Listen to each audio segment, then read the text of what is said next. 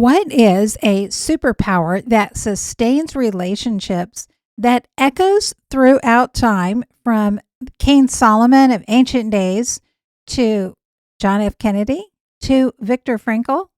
Stay tuned. You're going to learn about this superpower and why you have to have it if you're going to have sustaining relationships in today's episode.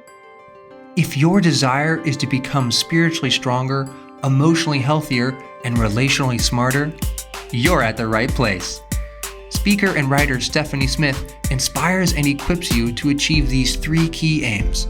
If you're a parent, you also learn how to raise empowered kids, ready for adulthood. Let's get started. Welcome back to the Lifescape 3 podcast. I'm delighted that you are here. And I am going to begin with an ask. And it is going to be a big ask, but it's also going to be a beneficial ask. And that is to share this podcast with 3 friends. All you have to do is shoot them a text or an email and say, hey, here's a podcast that I've listened to. How about if you sign up and listen to this too? And it gives you a topic of meaningful conversation. Anybody else out there sometimes feel like I like to be able to have more meaningful and in-depth conversations with people, but sometimes I just don't really know how to get a conversation started that is going to be sustainable. Well, when you have shared knowledge, like you've read a book together, you don't have to have it at the same time, but you're going to have this book or a podcast or an article, or you've gone to a conference together. It gives you some shared knowledge and shared language. And out of that, it just naturally flows in being able to have some meaningful and ongoing conversations together. So I'm going to invite you to share this podcast with 3 friends and then make a point to touch base with them again and say, hey, did you listen to that episode? What did you think about that? And maybe you agree with some things, and they're going to probably have some of their own insights to bring forward. Because the purpose of this podcast is not just to give you something to listen to. There's plenty of that available for you. It is to give you tools and strategies and principles and insights that you can use so that your life, your emotional health, your relational wisdom, and your spiritual strength can absolutely grow and be whole and healthy and minister to others. And as you listen and you share, you're going to also be able to have people who know you who can creatively help you know how you can apply the principles in your specific situations and circumstances. All right. So earlier in the intro, I made a comment about what's the thread that runs through something that King Solomon echoed and John F. Kennedy, our president from many years ago, and then the author Victor Frankl. Well, I am so glad that you asked. You know, if you have a relationship that you want to have successfully, that you want to successfully sustain over the long haul, one of the superpowers is your relationship has to have a meaning and a significance beyond the relationship. That's right. You see, when relationships don't have a purpose beyond themselves, they really become difficult to sustain when it becomes hard. And if you've lived more than like 5 minutes as an adult, well, you don't even have to get to adult years to understand that friendships and relationships can be hard to sustain. I mean, kids can teach you that even when they're very young. But you will have discovered that relationships, just like individuals, go through seasons and they go through circumstances. And if there's not a higher purpose, then when the hard seasons come, it's difficult to sustain that relationship, because if you don't have a higher purpose, then what happens is the measurement of a successful relationship will just default to how much pleasure is this relationship bringing me? And when the relationship is no longer bringing me the amount of pleasure that I want, well, then it becomes very disposable. But when we have a higher purpose, the measurement of a successful relationship isn't whether we are getting the amount of pleasure out of it that we want. It's whether we are rising to our calling. And to this word, we don't hear a whole lot of anymore in our culture. And I think that we should. And that is the word duty. Now, to be certain, I understand that this has become like a dirty word in the past. I am not talking about gritted teeth, staying in abusive relationships, or just throwing up your hands and tolerating ridiculous behavior, whether that's in a marriage or it's in a work environment or it's in a friendship or other familial relationships that you might have. It's not about that. It's not just about, okay, well, I'm going to grit my teeth and I'm just going to put my head down and I'm just going to plow through, just kind of, okay, I'm just going to stick this thing out.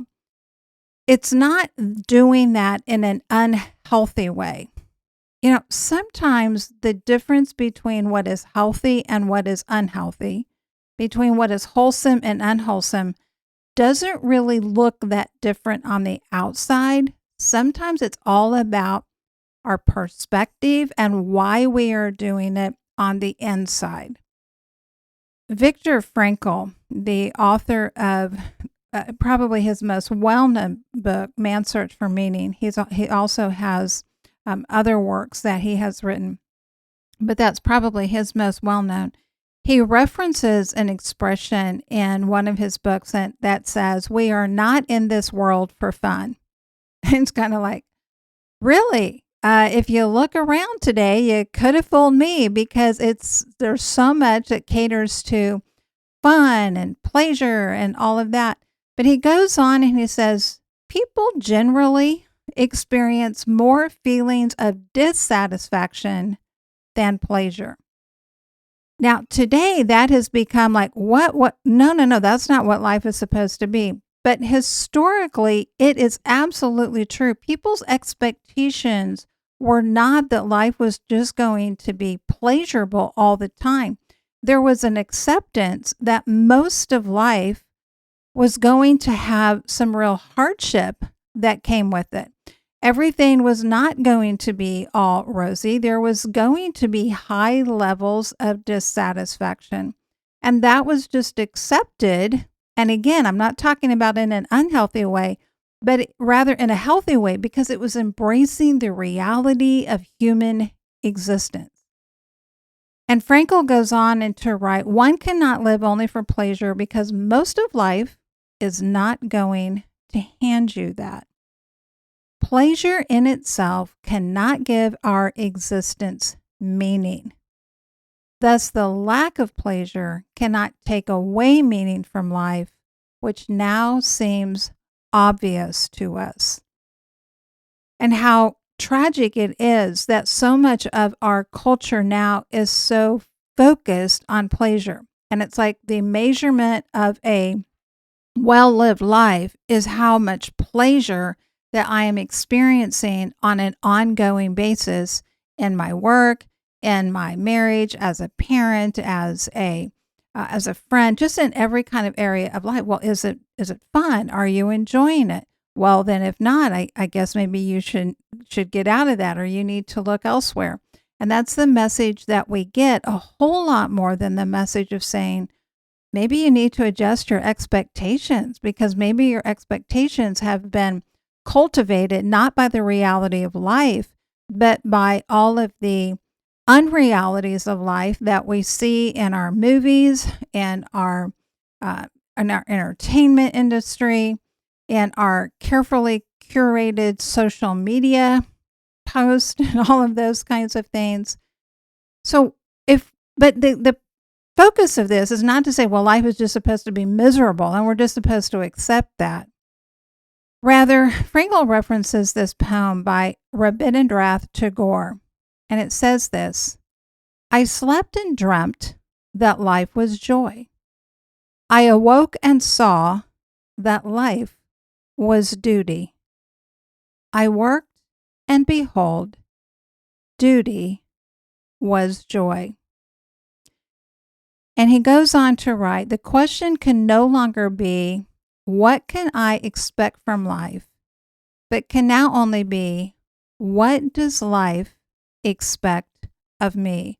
What task in life is waiting for me? What is it that the world is waiting for me to show up to contribute? Now, perhaps that sounds a little bit like John F. Kennedy's declaration in his 1961 inaugural address, where he said, "Ask not what your country can do for you, ask what you can do for your country." And how much better we might be if we amended that to also say, ask not what your relationships can do for you, ask what you can do for your relationships. You know, our culture doesn't glamorize grit, but stardom. There's so much focus on being an influencer and all of the star power of celebrities, whether that's in movies, entertainment, sports. And I'm not dissing on success, and I'm not even dissing on stardom. But most of the time, when you look at people that have achieved what we would call stardom, with very few exceptions, it doesn't occur apart from what? Apart from grit, apart from hard work, showing up over and over again when it's hard, when it's messy, when it doesn't pay well, when it's anything but glamorous. That is truly the path that most people get. And then when they have their so-called lucky break, it didn't just come out of anywhere. It came as a result of all of the showing up and just the grit that they had been putting in for a very long time. Endurance is often achievement. And sometimes we kind of forget that. It's not just about the person who achieved. We don't just think of achievement in terms of an event.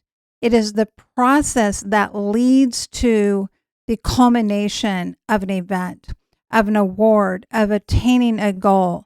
It's the endurance that is required to get to that achievement. I think most relationships are about 75% mindset and about 25% technique. And what I mean by that is skills matter. I mean, our communication skills matter in a relationship. We need to be able to have good listening skills and good communication skills. We need to understand people's love languages, and all of those kinds of things matter. But we can have all the right skills. But if we don't have the right mindset, we're either not going to be motivated to use and hone our skills, or even worse, what we'll do is we'll weaponize those skills. You know, I have a tool bag. As it stands recently, I have been in the process of building some wooden shutters for the front of my house. And the same tool, hammer, that I can use to put in a nail is the very same tool that I can use to bring about wreckage, that I can use to pull out a nail, or I can use to create total havoc in something. And the techniques that we have in our relationship, they can be used to build up, or they can be used to tear down. And what makes the difference is the mindset that we have with them. You know, a spouse, for example, can say, you know what, I'm going to go join a support group, and I'm going to sign up for counseling, or I'm going to adopt a new habit because I want to be my best self. I want to change some things in my life. Another person can go to the exact same counselor, be a part of the very same support group, work on adopting the very same habit. But if they have the mindset, I'm going to do this because I'm really trying to get my actions to motivate my spouse to change, eventually that's not going to be sustainable. It might work for a period of time, but it won't be sustainable work. And because here's one of the factors. You might want to see a particular change right now in your relationship and somebody else's behavior. But even if that change happens, that isn't going to mean that, okay, we're all good now from here on out. Because you know what? People change. Because we're always in this process of life where we're only on one of two paths. We are either growing or we are decaying. There is no neutral in life. Cars have neutral, life does not. We are either progressing or we are regressing. And one of the ways that we assess whether or not we are truly progressing is when we understand that duty is not something to avoid, but when we have a higher purpose for our lives and for our relationships, then we don't see duty as this thing that we just always have to grit our teeth for and somehow fight our way through. To be certain, there are times that's what we do, because again, sometimes endurance is achievement. But we need to have a meaning that is beyond just the pleasure that a relationship is going to bring us. Pleasure is a measure of a relationship, but if it is the measure, it is not going to be sustainable over a long period of time. Because when we make it about pleasure, we make it about us. We make it about whether somebody else is making us feel good rather than how are we showing up?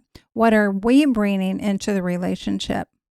And in a culture and in a world that absolutely prioritizes pleasure and feeling good, the more that we epitomize those values as being things to strive after and to obtain, the more by default, we don't even have to make a conscious decision. It will just naturally result that the more we will not prioritize the virtues of persistence and dedication and devotion, and that old-fashioned word, duty.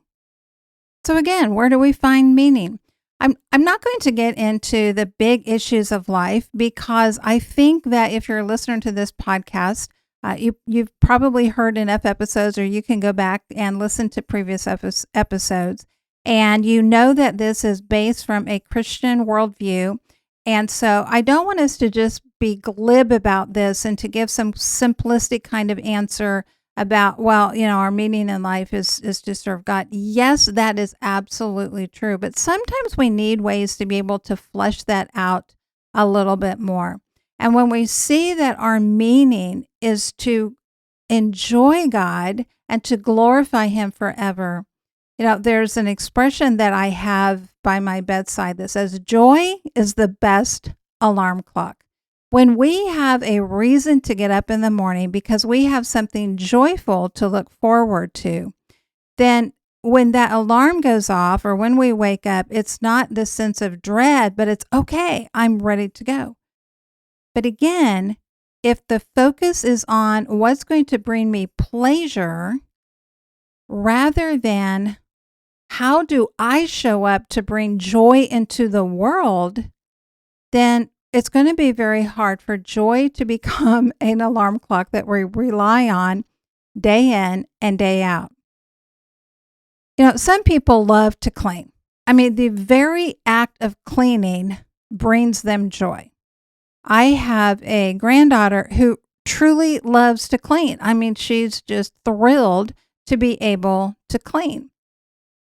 And there are other people, and I have other grandkids, that would look at me like I had two heads if I suggested to them that they clean for fun. It would be like, no, sorry, we are not buying that, Nana. We know better than that. But it's not just kids, it's adults. Some adults really, truly love to clean. It brings them great joy. And other people are like, I can't even wrap my mind around that. I absolutely hate cleaning. But for both people, they can still choose joy by choosing the mindset that they approach it with. The person who doesn't truly get joy out of the act of cleaning can still get joy by saying, you know what? This cleaning is what allows me to stay reasonably organized so that I can succeed at the goals that do bring me joy. And this isn't just some woo-woo, feel-good kind of stuff. What we put into our minds, the perspectives that we choose to have will determine the quality and the direction of our life. There are a great many things in this life that we cannot control, but what we absolutely can control is what thoughts that we hold on to and which perspectives that we adopt. Now, we can't control all of the thoughts that pop into our head. We're not responsible for every thought that comes flying into our brain, but we are responsible for which ones that we grab a hold of and that we nurture and that we keep, and we say, hey, you can come over here and you can live rent. I'm going to sign a lease, and you thought you get to occupy this space in my head. You know, pleasure is not something to be avoided. So I'm not proposing here that the absence of pleasure automatically means that someone is fulfilling their duty and their responsibility and living for a higher purpose. We don't want to make that false characterization here. There are plenty of people who do not have a higher purpose, and they are not living with a sense of responsibility and what they have a responsibility to bring up in the world, and they don't have any pleasure. But that doesn't mean that it's because they are living with a higher purpose. It just means that they're sour, that they really don't have a higher purpose. But if pleasure alone is our goal and our measurement of success, it's never going to be sustainable over the long haul. You know, there was a man that lived a few thousand years ago, well, more than just a couple of thousand, and he said to himself, come now, I will test you with pleasure. Enjoy yourself. He's speaking to himself here. And then what he did was he went through and he says, I made great works. I built houses and planted vineyards for myself. I made myself gardens and parks and planted in them all kinds of fruit trees. Now, some of you at this point are like, well, okay, there's no way that would ever bring me pleasure. And some of you are thinking, oh, if only I could just go out and plant all the gardens I wanted. The point isn't about the exact things that he did. It's that what he was in pursuit of was pleasure. And he said, I made myself pools from which to water the forest of growing trees. And he had great possessions of herds and flocks. And he gathered for himself silver and gold and treasure of kings and provinces. I got singers, both men and women. And he also took on a whole lot of wives. And we would say of him, he had it all. And yet, in his pursuit of pleasure, what did he find? He goes on to say this, I kept my heart from no pleasure, for my heart found pleasure in all my toil, and this was the reward for all my toil. And then I considered all that my hands had done, and the toil I had expended in doing it. And behold, all was vanity, and a striving after wind, and there was nothing to be gained under the sun. This man Solomon had it all. I mean, but I don't even know that we have a person alive today that we could totally equate to in terms of his combination of economic wealth as well as his scholarly aptitudes and capacities and achievements and all of these types of things that he went after, that he gained, that he did, the accomplishments that he had. And so why did he not end up saying, this was the great purpose of my life and I'm so glad for this? Why does he basically come back at the end of this and say, I'm so regretful for this? It was because he didn't have a higher purpose than the pleasure. It was the pleasure that was the purpose. It wasn't that pleasure served a higher purpose for what he was doing. And then he comes to this conclusion and he says, the end of the matter, out of all the things that I've learned and I've done and I've experienced, it comes down to this is the core truth. It is to fear God and keep his commandments, because this is the whole duty of man.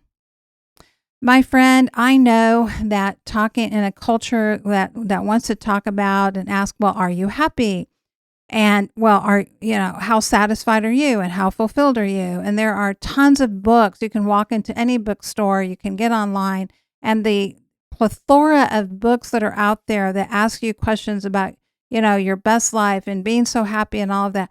Those have value. I'm not saying that none of that has any value, but when it is not properly balanced with saying, how are you showing up to fulfill your responsibility? Are you living by asking, what can my relationships do for me? Or are you living with the question, what can I do for my relationships? What can I bring into this world? And ultimately, that is the call to every believer. It is that our lives are not our own to just do with whatever we want, to bring us whatever amount of pleasure that we want. Our lives are to have a higher purpose. And that is why we work through sustaining relationships when life is difficult. And that is why we don't give up on things when it's a matter that we just need to have the endurance to keep showing up and doing the right thing. Now, I do think it's important to have a disclaimer here because I never know who is in my audience and who is listening. I want to clarify again. There are times that your higher purpose will tell you you need to leave a relationship. So it is not a matter that you just always continue staying in a relationship because of just for no other reason other than duty. It's always in light of serving a higher purpose. And sometimes that higher purpose means I cannot stay in this relationship and continue to serve the higher purpose and purposes that God has for my life. I don't have the ability to go into all of the nuances of that, of course, on this podcast, but I do think that it is important also to have an understanding that what I've talked about today, be taken in the context of all of Scripture. It be taken in the context of a lot of the things that I speak about in relationships, and it not just be isolated as a singular concept and applied to every single specific situation and relationship. All right, that is going to wrap us up for today. Hey, so again, share the podcast with 3 friends. Ask them to listen, to subscribe. If you haven't already, sign up for my weekly newsletter, High Impact. You can do that by going to the website, stephaniepresents.com. And you are also always welcome to send me an email, or you can fill out the contact form on the website and ask questions, make suggestions for the podcast. I'm delighted to hear from listeners and to consider what you would like to hear more about. All right, my friend, as I said, that's going to wrap us up today. And remember this truth. You have an impact that is immeasurable, eternal, and irreplaceable. I'll see you next time. Thank you for listening. Visit the website, stephaniepresents.com, and sign up for High Impact to join the mission of building spiritually strong, emotionally healthy, and relationally smart women and families. You can also book Stephanie to speak at your event and check out additional resources. Together, we can invite and equip generations to engage fully in God's grand story.